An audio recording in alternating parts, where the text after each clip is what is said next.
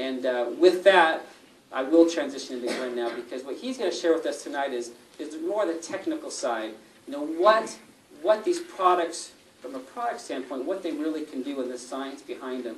You know, we were in Sydney last night, and I think you'll find this very curious. Glenn has the ability to talk in a way that actually makes sense. Who remembers being in science class and being a little bit like, whoosh? Anybody? I was there. So I think you're going to find that Glenn has the ability to really teach things in a way that make a lot of sense. And you know, I've known Glenn for a lot of years. We've traveled all over the different in the U.S. and Canada together prior to this assignment, and I'm really excited that he's taken the time to be with us today. He's a good friend of mine, a great friend of New Skin and all of ours. So please help me welcome Mr. Glenn Cheney. And you guys can put your coat back on.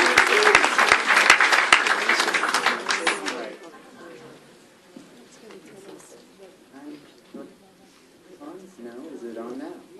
Now it's on, okay.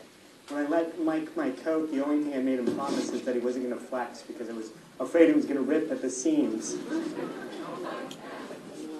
Well, I'm glad to be here to talk to you about the science behind the ageLOC products. And I'm passionate about the science that we have developed at New Skin and Pharmanex. And I want to make sure that you go home understanding what makes these products different from other products that are already available on the market. As you go around sharing the opportunity, sharing the products, people are going to say, well, can't I just go to the store and buy something like this? And we really are doing something quite different. How many of you have seen this diagram before? Yeah, we've been showing this for years. And it actually took me a while to catch on to what we were trying to convey with this particular diagram. For decades, companies have been trying to target the signs and the symptoms of aging. So if you got a wrinkle, hey, we can make a product that helps, to treat that sign or that symptom. But no one was ever really getting at the true sources of aging. So when we talk about sources, what are we talking about? And this is where you can shout it out. I want a little bit of interaction here. Yeah, genes, okay. So genes are responsible for the visual, our visual appearance, right? I have blue eyes. Someone down here has brown eyes. The reason is we've got a different gene that codes for blue eyes and brown eyes. That makes sense. We have these visual differences because we have different genes. So this is where you might feel like you're back in science class, and I apologize for those of you who didn't like that feeling. What percentage of DNA do you think is shared across all cultures and ethnicities? All right? So in other words, how much is common between all of these individuals? 90. I think I heard 25. 99. 95. Okay. I thought genes were responsible for our visual characteristics. Do these guys look like they're 95% the same? 100%? 100% the same? Okay. Well, that's quite the range. We've got 25%, 100% the same. Well, the number happens to be more than 99% is the same DNA. So here's my question for you, and it's really kind of the foundation for understanding what we're doing with ageLOC science. How is it possible, if genes are responsible for our visual characteristics, how is it possible that people can have 99% the same DNA but look so different? And the answer is a term that I want to make sure that you go home understanding very well, because if you don't understand this term, then I've done a poor job. It's gene expression. We might share more than 99% the same genetics, but the way those genes express themselves is what's different. And I don't expect you to understand the term gene expression just yet, but in a few minutes you are going to understand it. Anyone recognize this gentleman? Yeah. This is Joe Chang. This is my boss's boss, okay? He's not this young anymore. This is him. Well, at age 8, and then I'm not sure exactly how old Joe is. 60-something, I'm not sure. Anyone know his age? He's 59. Okay. So, you have the same DNA today as you had on day number 1, right? But you look different. So if genes are responsible for our visual characteristics, why do you look different?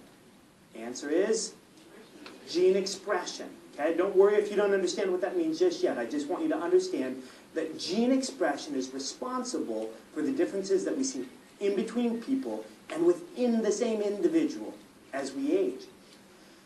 But because I'm going to go into some scientific details that might be a little complex, I want to make sure that if there's nothing else you understand, if there's nothing else you take away, it's this slide.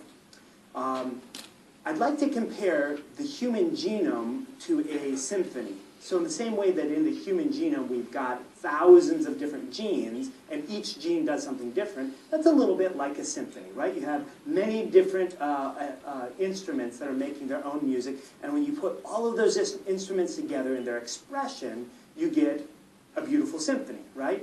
So our genes, they express themselves to make the symphony that is you, and the way they express that is uniquely you, right?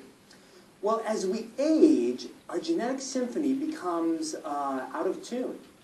And it's the same instruments, it's the same genes, but all of a sudden they're playing themselves, they're expressing themselves differently. And that is the genetic explanation of aging. And so with ageLOC science, what we're doing is we're retuning your genetic symphony. That's a pretty simple, duplicatable explanation. Would you agree? You don't have to be a scientist to understand it. And we certainly never want anyone to feel like they need to be a scientist to explain this business. We want to do the science for you so that you can go out and build the business, all right? So if you don't remember anything else, I just want you to think about a genetic symphony and that it gets out of tune, and ageLOC science is going to retune that. Well, enough with the simple stuff. Let's get into the gory details. That's kind of gory right there. What is it? A cell, okay? What's at the very center of my cell? I've got a nucleus with chromosomes in them, those X-like structures, and we can take one of those and pull it out, and we can stretch it out. Well, different segments, as you unravel a chromosome and you look at the DNA, if you want to take individual segments, those individual segments are known as genes. And genes might be different lengths, but they each are the recipe for a different building block that makes up you. Anyone know how many genes are in the human genome? Somewhere between 20 and 25,000 genes. Scientists aren't exactly sure. It takes a long time to count them, by the way. Well, each of those 20 to 25,000 genes is a recipe for a different protein. So let's take my purple one right there. It is the recipe, and when that recipe is actually made, so think of a recipe back at home in your pantry, you pull out that recipe card. When you make it, that's your product, right? You've got the recipe, you've got the product. Same thing happens with the gene. You've got the recipe, that's the gene. The product is a protein. And these 20 to 25,000 different genes can actually produce proteins that combine in different ways to make upwards of 300,000 different proteins that can be used in doing different things in your body. Well, so this gene right here that I'm showing you is being expressed. When it's expressed, it makes its protein. We could take another gene, and it's a totally different gene. It makes a different product, but it can also be expressed at a different level. So the gene on the left is being expressed at a low level, and the gene on the right is being expressed at a higher level. Is this term gene expression starting to make a little bit of sense? Okay. So now I want you to understand how gene expression is an issue that plays into the aging process. So I've got gene 1 and gene 2, and both of these genes are how they're being expressed when you're young. Okay? So I've got gene 1, youthful gene expression of gene 1. It expresses itself at a relatively low level. Gene expression, youthful gene expression of gene 2 is higher than gene 1. Now, is it better to have low gene expression or high gene expression? It depends. You guys don't even need me to come here and explain this. You know the answers already, right? It's not that you want low gene expression or high gene expression. It's you want the gene expression pattern that you had when you were younger. And to make this a little more real life, let's say that gene 1, well, I'm going to start with gene 2. Let's say gene 2 is collagen. Anyone know what collagen is? What's collagen? That's scaffolding for your skin. It's a protein that gives structure to your skin. And the more collagen you have, the more youthful your skin is. So that would make sense. If gene 2 happens to be the gene that encodes for collagen, anyway, I won't go into the details. You want to have lots of that collagen produced when you're young, right? Well, let's say that gene 2 is collagenase. Any guesses on what collagenase would be? Happens to be an enzyme that breaks collagen down. Well, you have to have a little bit of collagenase because your body needs to turn molecules over. But this pattern of having lots of collagen, a small amount of collagenase, would be a good recipe for youthful skin, right? You're going to have lots of the collagen, a low amount of the collagenase, and so your skin is going to have lots of collagen in it. Well, let's take these same 2 genes and look what happens to their expression as we get older. The genes are identical. Nothing's changed with the gene. The recipe is exactly the same as it was. But now, through the aging process, the expression changes. Gene 1 is now expressing at a higher level. More collagenase, more breaking down of the collagen stuff that gives your skin that nice structure. And then gene 2, the gene that encodes for collagen, it's being expressed at a lower level. So do you see how this shift in gene expression really can drive some changes that bring about visual appearances of aging? Yeah. Well, it's not a science unless you can measure it. And so geneticists are very interested in understanding how gene expression changes with the aging process. And so they've come up with this color scheme, this color range, and they like to use the greens are representative of low gene expression, and reds are representative of high gene expression. So you can see that my gene 1, when we were young, it's being expressed somewhere in the green range, and then as we age and that particular gene is being expressed at a higher level, it's associated with the color red, and vice versa for gene 2. Well, the reason that's important is because things get kind of complex when you start to look at 20 to 25,000 genes all at the same time. And so you need a very quick way of being able to identify, well, what's happening with this gene? Has gene expression gone up or has gene expression gone down? Because what we're trying to do is identify the pattern of expression when the individuals were young and find methods of reestablishing or resetting that gene expression back to what it was when we were younger. So, really, everything changed for us when we became introduced to this team of scientists. This is on the right-hand side, Richard Weindrich; in the middle, Thomas Prola; and then Jamie Barger. These are the scientists of LifeGen Technologies. And they are the world's foremost knowledgeable on the genetic expression aspects of aging. No one understands aging at the genetic level better than these gentlemen.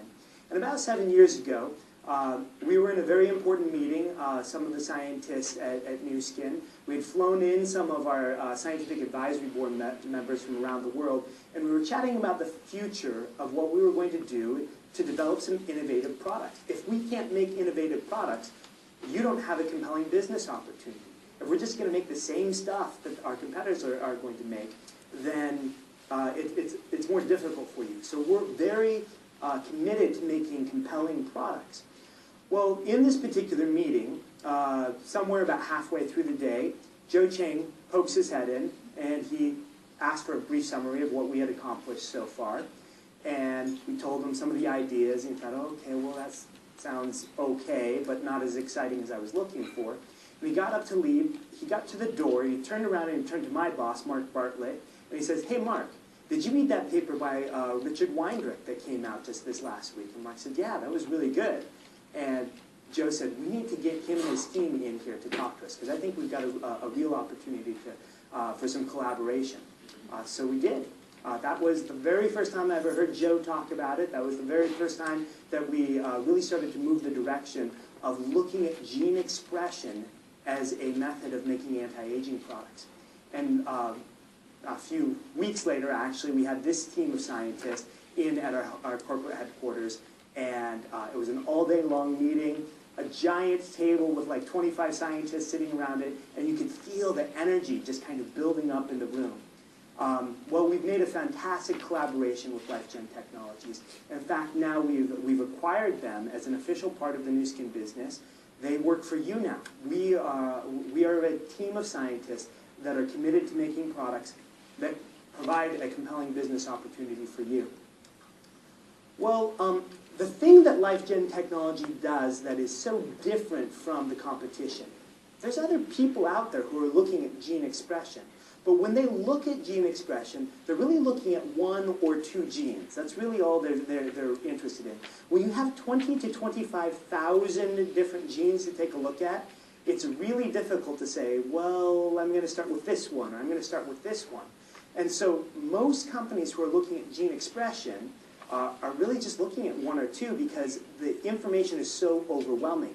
And this is what LifeGen technology does is so different. They look at groups of genes. So we already talked about the fact that genes can change in their expression levels as we grow older. So if the aging response causes some genes to express at higher levels or other genes to express at lower levels through the age compared to when we were younger, what we're trying to do with ageLOC science is to oppose that change. If there was some gene that in our youth expressed at low levels, but through age it started to increase its expression, we want to oppose it right back to the level of expression that it was when you were younger. Because what do you get when you get your genes to express themselves the way that you did when you were younger? You get a younger you, is what you get. Remember that picture of Joe Chang when he was 8 and Joe Chang when he was 59? The difference is in the way your genes express. If you can get genes to express the same way that they express themselves when you were younger, you get a younger you. How many of you would not be so opposed to having a younger you again, right? As long as you can keep all the wisdom that you've gained, right? Not such a bad thing.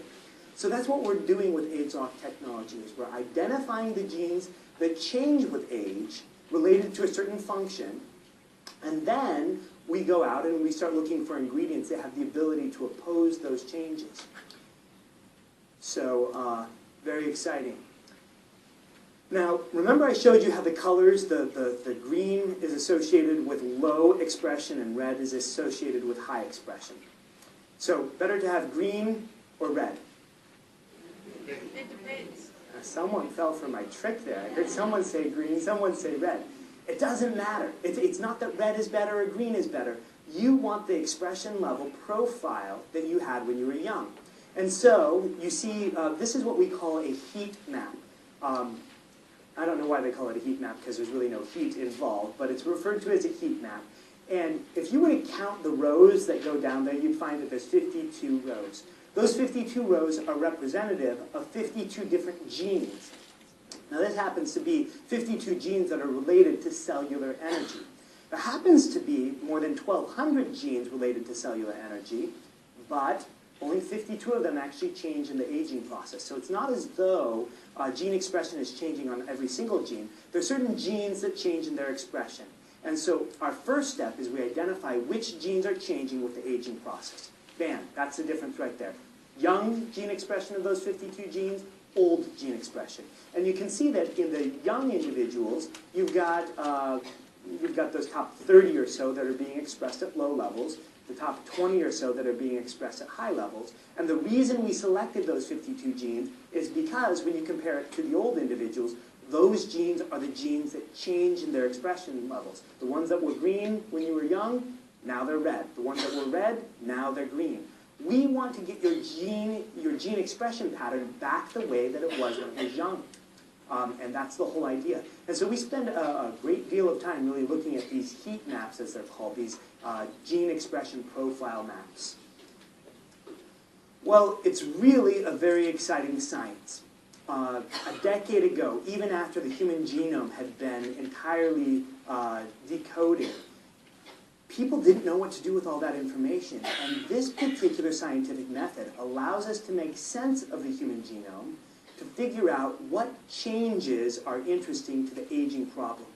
And so we've patented this technology. There's over 18 patents filed or pending. We've got 8 articles that have been published in peer-reviewed journals, so very well respected in the scientific community. Presentations and scientific posters around the world, and awards have been won for this. But I would say the most important thing on this slide for you guys to understand is it's patented. that means that no one else can duplicate what we're doing. And when no one else can copy us, it gives you a unique business opportunity, the confidence to go out and share with your friends, your family, your acquaintances, that we have something that other people cannot copy. Because if someone else can copy it, you know, you could start building your business and then someone else does something and it pulls everyone away. Because this is patented, it's going to allow you the confidence to build without the fear that it's going to be taken away from you. Well, this technology of identifying genes that change the aging process, then targeting those particular genes with ingredients, has led to the formulation of upwards of a dozen different products. And we continue to use this methodology to make other products. I'll just mention some of them here. On the left-hand side of the slide, you've got body shaping gel and dramatic effects, along with the body spa. Those products are really targeting body contour and shape, really looking at the cellulite problem. Then we've got ageLOC transformation. It's the system in the center there. There's 4 different products. We've got a future serum, a cleanse and tone, a day moisturizer, and a night moisturizer. We've also got the face spa with those gels. You'll see them in the little blue,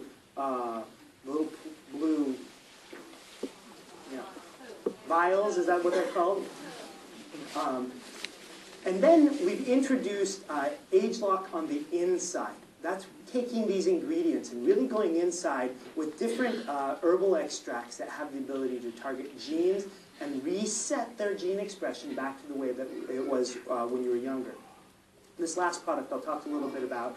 It's ageLOC True Face Essence Ultra, an amazing product. If you were going to start with one product, I would probably recommend this one. If you want to see some visual changes in your skin, on your face, that's going to be an excellent one. And we'll go into a little more detail. Let's take a deep look at skin. What's happening with aging versus young skin? Anyone want to guess which one is the young one? Okay. So if you go underneath the epidermis, if you look under there, you've got all these structural components. This is the collagen and the elastin that really gives shape to your skin. And as we age, as I already showed you, gene expression changes. You're not making as much of that collagen. You're making more of that collagenase. You're not making as much of the elastin. Well, when you're not making all the stuff that supports the epidermis, what's going to happen to the epidermis underneath? It's going to collapse down. It's going to fall in. And that's one of the reasons that you've developed wrinkles. Other aspects of aging skin is you get these dark circles. Dark circles, you get these pigmentation, overproduction of melanin. Well, as we wanted to identify different characteristics of aging skin so that we could figure out what genes we wanted to take a look at, we identified genes related to skin structure, so a lot of things that are related to fine lines and wrinkles. We identified genes that are related to cell turnover, the rate at which old cells fall off and new skin cells are replacing. That's going to impact pore size, skin brilliance and radiance and smoothness of skin, the texture. As we grow older, our skin isn't quite as smooth as it was when we were younger. Another aspect is that pigmentation I was talking about. So you get that uneven skin tone, that discoloration and age spots. And then lastly, hydration. As we grow older, our skin actually becomes drier. And so we were looking for genes related to these 4 different aspects of youthful skin. Well, that's youthful skin, if I've ever seen it. This is a young model. And this kind of takes all that academic approach and kind of turns it into something that I think we can all really identify with. If a young model takes her skin and scrunches it up, what's going to happen when she lets go? Snaps right back, right? And the reason is because her skin is full of collagen and elastin. Well, we've already talked about the fact that this changes with the aging process. You don't have so much of that collagen and elastin, right? So we've got this great contour, this great skin firmness when we're young, but not so much when we're older, right? She scrunched up her face a couple months ago and it hasn't quite completely. So she loses that skin firmness and that contour, and the skin literally starts to hang off of the bones of your face. And it's because you're losing those molecules that provide the skin structure. Well, it's in part due to this molecule, elastin. Elastin, just like an elastic band, a rubber band, elastin is a molecule that allows you to pull your skin and it snaps right back into place. But because we produce less of it as we grow older, we start to lose that elastic characteristic of our skin. And that's where we have to go a little bit deeper. So we've talked about the visual level of skin, the cellular level of skin. And with the ageLOC methodology, we want to look at the gene expression level of skin. We want to understand what's happening with the genes that are associated with skin structure, hydration, pigmentation, and cell turnover. We want to understand what's happening with gene expression because they're the exact same genes. Nothing's changing. We're not mutating genes. But as we grow older, they express in a different way, and we get less of a certain compound that we'd actually really like to have more of, and more of compounds that we'd like to have less of. So with ageLOC TrueFace Essence Ultra, we've really targeted this problem by targeting some genes that are associated with those compounds, those key elements that help to produce more elastin in your skin. And that helps to restore the youthfulness and the resilience of your skin. It brings back the contour and the firmness of your skin so that you're going to have much more youthful skin. And that's probably best seen around the eyes because where's the first place you see wrinkles forming? Yeah, it starts right here with the crow's feet. And so this TrueFace Essence Ultra with ageLOC technology is going to help to restore the firmness all around the face, but especially around the eyes, the jawline, the chin. You'll see an improvement in those areas. Well, I spend most of my time actually working on our dietary supplements. That's my passion. And we've used this ageLOC technology to develop a product known as ageLOC R². Now, how many of you have tried this product?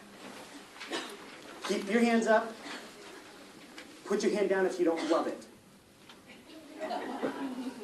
Someone put their hand down. I'm not sure if they were just tired of having it. All right. I'm sure everybody loves it. But here we're using, again, we're targeting genes that are related to two related functions. So we've got two different products that come together in this ageLOC R². You've got the R² day and the R² night.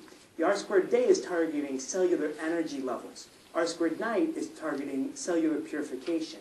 And I want you to understand why it is that these two products work so well together. Why is it that we couldn't mix all these ingredients into just one product and say, you know, here's a great product for you? Why is it that we kept them separate? What are they doing that's different? When we talk about toxins, oftentimes people immediately assume that we're talking about environmental toxins. You live in a city, you're exposed to the toxins, the fumes from vehicles and cars, and some of the pollution of the city. Now that's environmental toxin. But there's another kind of toxins that our bodies produce. Every day you and I produce toxins as a byproduct of living. There's no way around it unless you want to die.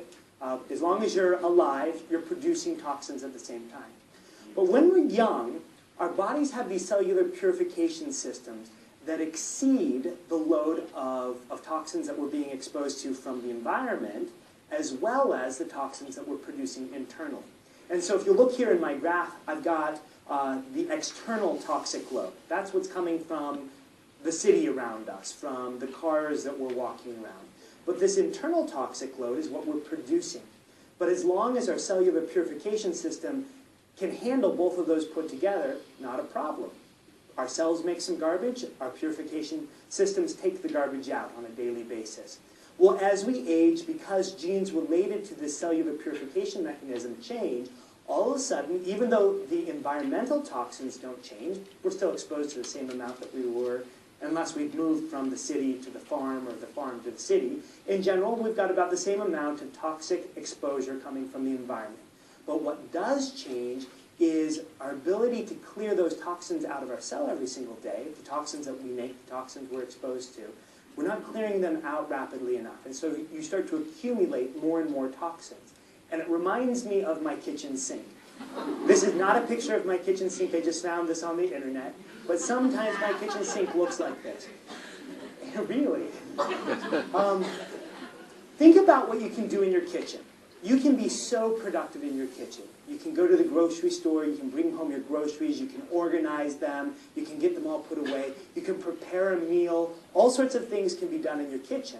But when your kitchen starts to look like this, when the kitchen sink is full, where do the dirty dishes start to go after that? Yeah, they start to go on the counter. Pretty soon, the productivity of your kitchen drops to 0 because you can't do anything. All the dishes are everywhere, you can't do anything. And your cells actually work in much the same way.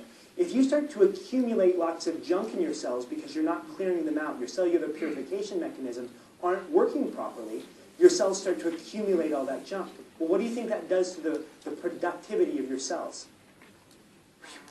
Totally takes a dive.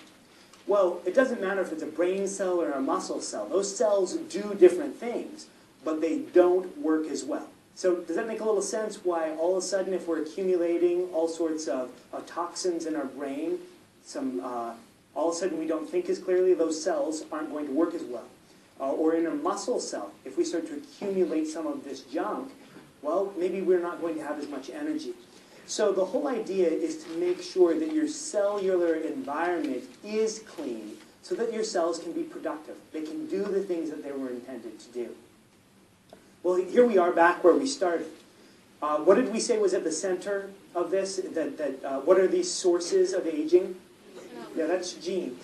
And I want you to understand that as we identify different groups of functionally related genes, these are two different groups that we identified.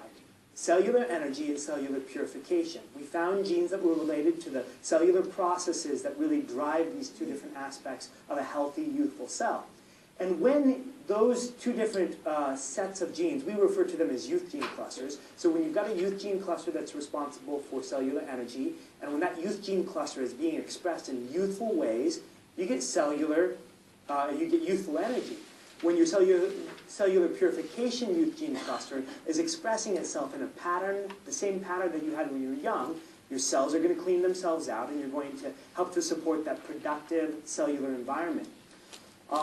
And so it's probably no surprise that when the cellular energy youth gene cluster is being expressed in the right way, it's going to support this feeling of being recharged. And when the cellular purification youth gene cluster is being expressed in youthful ways, it's going to support this feeling of being renewed. But what I want you to understand is how these are two mutually reinforcing youth gene clusters.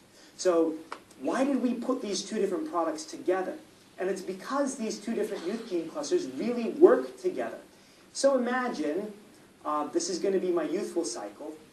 When my cell is making ample energy, that energy is used to drive everything that cell does. So if it's a muscle cell, it helps it to contract. If it's a brain cell, it helps it to send electrical impulses. But every cell has to use energy to clean up the environment. The cellular purification mechanisms, they really depend on the energy. You can't plug in your vacuum cleaner and clean up your house if you don't have energy to do it, right? A cell is the same way. If you don't have cellular energy being produced, there's not enough energy to drive the cellular purification mechanisms. So, once you start making that energy, there's enough energy to drive the purification mechanisms, which means it cleans up the cellular environment so it doesn't get all cluttered, which means that it's easier to make cellular energy. Do you see that it's a positive upward spiral? As you make more energy, there's more cellular cleaning that's going on, which makes it easier for your cell to function in making energy and doing everything else it's supposed to do. Well, that certainly leads to an increased feeling of being recharged and renewed. But as we age, the cycle really kind of changes. So all of a sudden, we're not making enough energy. And so when there's not enough energy, there's not enough energy to clean the cell very well. So the cell starts to accumulate junk. And it starts to look like that kitchen sink does, where it's not clean, it can't really be as productive as it would like to be.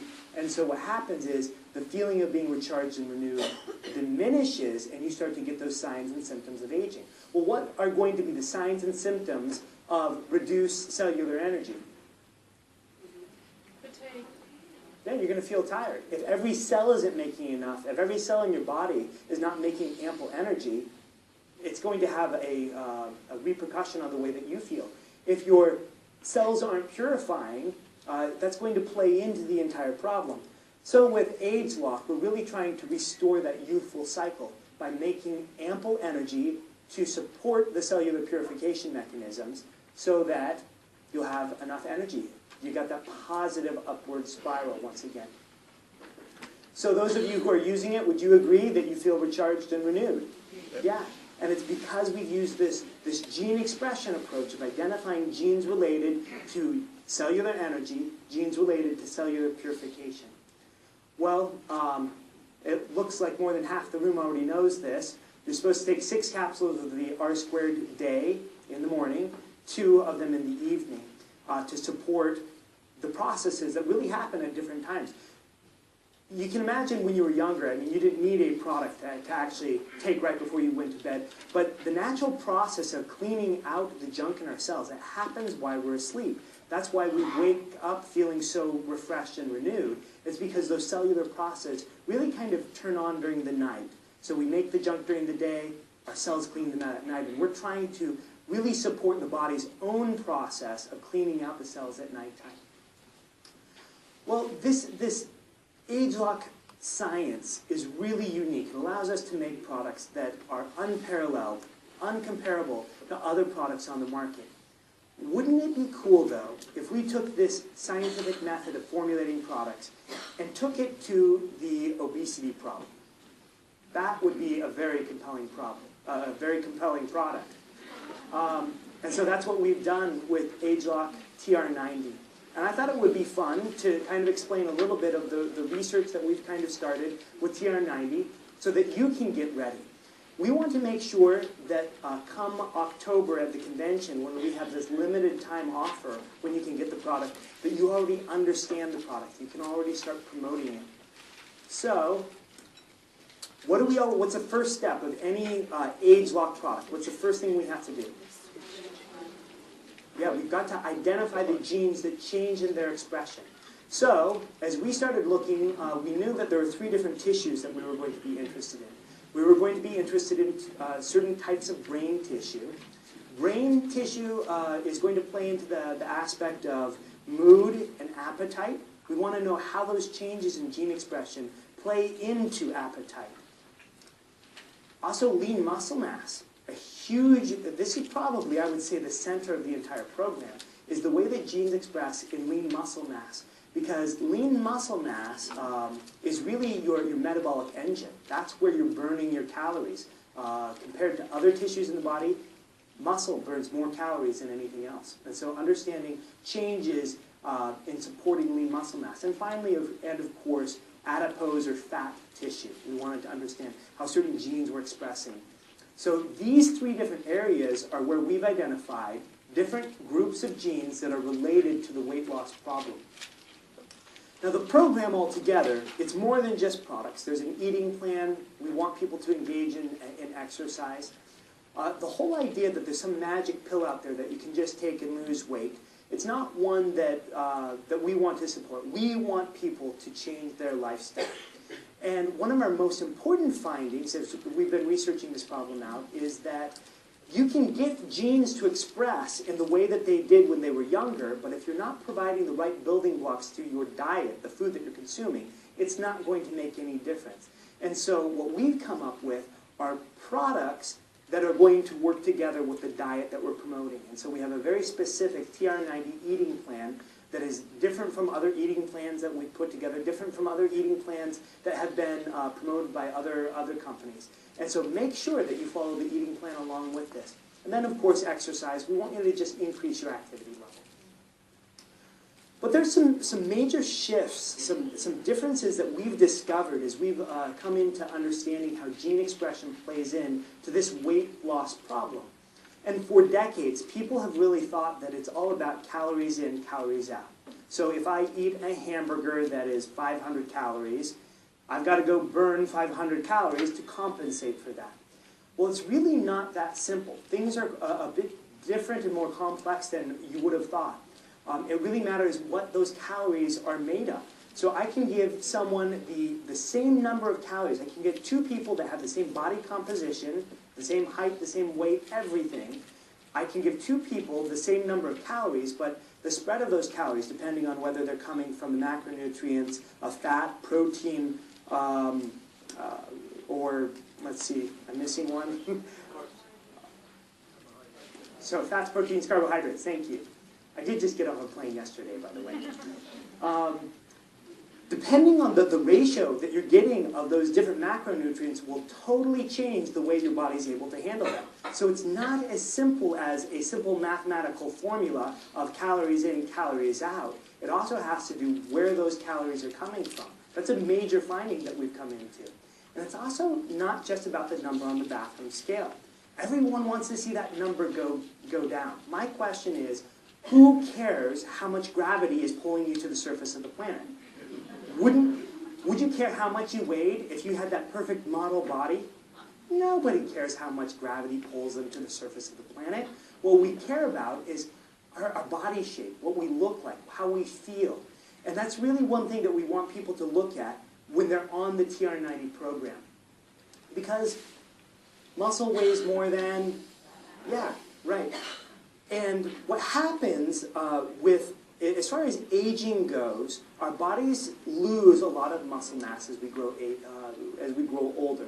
In fact, once we peak our muscle mass somewhere in our 20s or early 30s, all right? That's when we reach our peak muscle mass. How many of you would be willing to go back to your body form when you were 20 years old? Right? Okay, a lot of hands went up, right? Muscle gives us that nice youthful form. When we have muscle on our body, it gives us that youthful form. I'm not talking about turning us into Arnold Schwarzenegger or anything. We just want to get youthful levels of muscle back on the body. But once we hit age 40, we start to lose about 1% of our muscle mass per year, about 8% over a decade.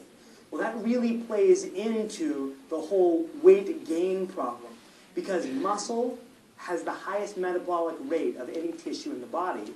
As you lose muscle mass, what's happening to your metabolism? Yeah. Is it easier to gain weight at today's age than it was a decade ago? It's because you're losing your metabolic engine as you lose that muscle mass. And so TR90 is really targeting, it's really trying to aim at the gain, or at least protecting against the loss of muscle mass. And so when I say that it's more than just the number on the scale, there's going to be a lot of changes that are happening to people as they're on this system. They might be preserving and even gaining some of that muscle mass, and that's going to make it so that the number on the scale doesn't change so fast. But who cares as long as you start to get the body form that you're looking for, right?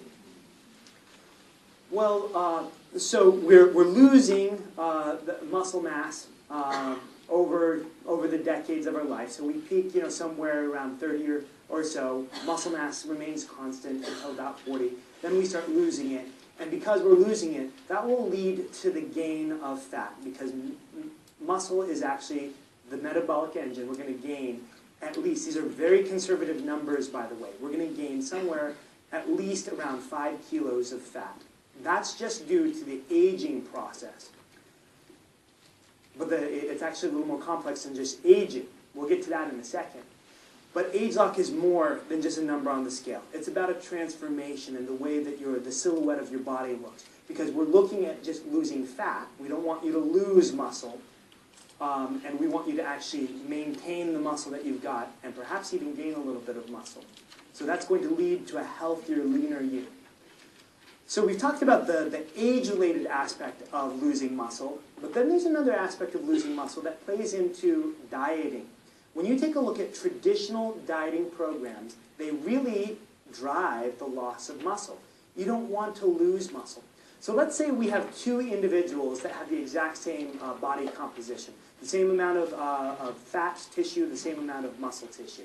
But we're going to put both of them on a different weight loss eating plan. So in the traditional program, people will just reduce their calories. They reduce their calories, their body actually goes to their own body, to eat their own body, essentially. It goes to the fat tissue, starts eating away at that, but it also goes to the muscle tissue and starts to eat away at that. So age starts to eat away at our muscle, but also dieting starts to eat away at our muscle. This is actually at the root of the problem of the yo-yo diet. When people go on the yo-yo diet, They eat fewer calories, so their body compensates by getting those calories from here and here, but also from our muscles. And as we reduce in our muscle mass, we reduce our metabolism. What's that going to do at the end of such a diet that caused muscle loss? Easier to gain it back. So if someone goes back on the yo-yo diet, they reduce their calories, the body starts eating away at the fat and the muscle again, and what do they regain back? Do they regain the muscle? No, they only regain the fat back. So the scale is saying the exact same thing, right? It says, oh, I still weigh 70 kilos. Well, I'm going to go on my diet again. They lose the muscle and the fat, they gain the fat back. Oh, now it says I'm 70 kilos again. And each time, each cycle they do that, they're losing more and more muscle mass and gaining back only fat. So you've got aging aspects that play into the weight loss problem. But then you've also got people who are trying to do something that's good, but they're actually doing something that in the long term isn't good for them. This is another reason that I don't want you to worry so much about the number on the scale. It's one thing, you can look at it, but I want you to pay more attention to the way that you look and feel. Well, in a healthy weight management system, you're only losing fat. So traditional weight management, people are going to burn less at the end of that. Long term, it's going to be harder to keep the weight off. In a healthy weight management system, you're going to boost the amount of calories you're going to be able to burn. In fact, for every 2 kilos of muscle you're able to maintain or gain, those 2 kilos of muscle over a year's time will burn 2.5 kilos of fat while you're just sitting there doing absolutely nothing. That's a resting metabolic rate. So important to preserve your lean muscle mass. Well, I mentioned to you already that the supplements have to work together with the eating plan. There's certain gene expression that comes out of the diet that we just wouldn't be able to bring about with a supplement alone. So make sure you follow the eating plan. These details will be coming to you. But among them is making sure that you get protein in each of your 3 meals throughout the day. Did you know most people, when they get plenty of protein in most industrialized countries, but most people eat at least 90% of their protein in their evening meal. We don't eat protein in our breakfast, sometimes we don't get it in our lunch. We get all of it in our evening meal. But if you take that same amount of protein and cut it into 3 equal portions and spread it throughout the day, it actually brings about gene expression that supports lean muscle. Is that a hand for a question? If it's a what? No, it's not. Okay, so does it produce ketones? And to produce ketones, you have to reduce the amount of carbohydrates to a certain level. And we want people to get lots of fruits and vegetables. There'll be plenty of carbohydrates coming from fruits and vegetables. So it is not a ketogenic diet. Works in a different mechanism. It's working by gene expression, not by turning the body's ability to burn carbohydrates off. Those are very common. We're doing something that's very different. So you're getting your 30 grams of protein per meal. You're still getting carbohydrates. You just want to get the right kinds of carbohydrates. But you want to stay away from refined carbohydrates, because those refined carbohydrates will really turn on mechanisms in the body that store fat very effectively. And you don't want to store fat very effectively.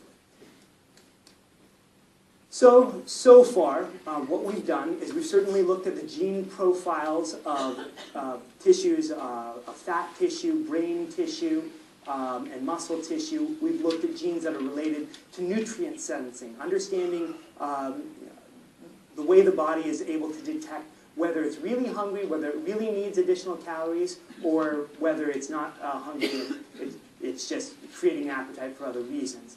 But participants in our 90-day study, they have lost 15 to 25% of body fat. And this is important. They did not lose muscle mass.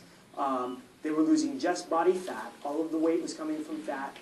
And then, as they were taking measurements, they lost, I should have turned this into centimeters, but they lost sizable amounts in areas that are key indicators of weight loss. So these are the results that we're getting from our preliminary studies. We've started our long-term study that we're actually going to track our participants over the course of the year. So not only will we know what happens during the 90 days, but we'll know what happens after the 90 days. So that's really, that's all I'm going to share with you today. I hope it's enough to spark your interest in what we're doing it's time to get excited for TR90. And come October, you'll have the opportunity to get a hold of some of the TR90 system. You can see we've got 4 different products here. We've got the ageLOC TR90 Fit, ageLOC TR90 Control. There's a protein shake, and then a product called Jumpstart that really you just take for the first 2 weeks that helps to kind of set some of the gene expression to set a foundation for the entire program. Well, I want to close with this right here. There are 1 billion starving people on the planet, and as surprising as it is, the problem of obesity is even greater. There's 1.5 billion people who are overweight. And I was actually chatting with Karen about this morning. What's interesting is these people don't really have a choice, do they? They're not starving because they have a choice so much. But over here, people do have a decision. And the decision making is going to get even more interesting as we introduce TR90, because now we're giving them the opportunity to have the world's first weight management program that is targeting the overweight problem at the genetic level. And that's exciting, to be able to cause the body's tissues to work a little more the way they did when you were younger, so you can get some of that youthful metabolism back. So it really helps us bring back into balance what's happening on this planet, and you get to be part of that. I see a few hands going up, and what I'm going to do is I'll take your questions after the meeting. I'll be here, and I'll love to answer more of your questions. But thank you for your time and attention. Just get excited for TR90.